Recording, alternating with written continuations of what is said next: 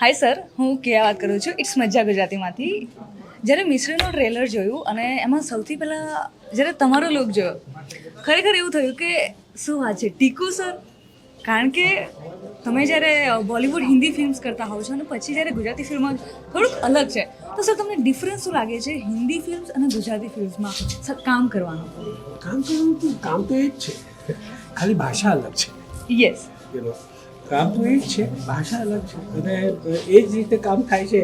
જેમ હિન્દીમાં થાય છે એમ ગુજરાતીમાં થાય છે, પણ it's the same thing, just ખાલી ભાષા અલગ છે. સર, ભાષાની સાથે તમારો રોનક સર અને માનસી મેમ સાથેનો કામ કરવાનો અનુભવ કેવો રહ્યો? ખાસ આ યંગ જનરેશન છે તમારાથી, તો તમે એવું કહી શકો કે તમને કેવો એક્સપિરિયન્સ થયો કે તમને બહુ વધારે મજા આવી?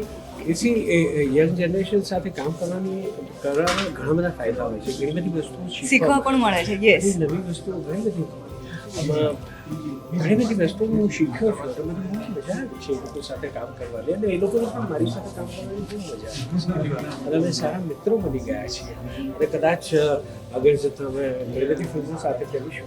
Definitely sir.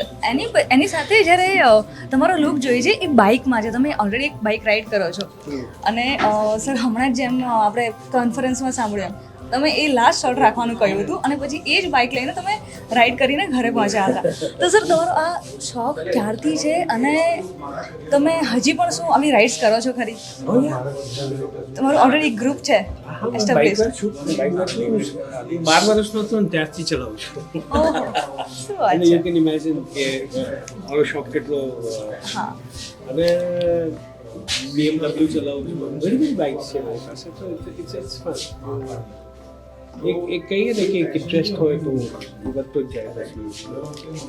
સર, આ મૂવી જ્યારે એનું શૂટ ફિનિશ થયું એના પછી એવું એક કઈ મિસરી મોમેન્ટ છે જે તમને હંમેશા યાદ રહેશે? આ લોકોને બધાને મળ્યો ને એ દેટ ઇઝ મિસરી મોમેન્ટ.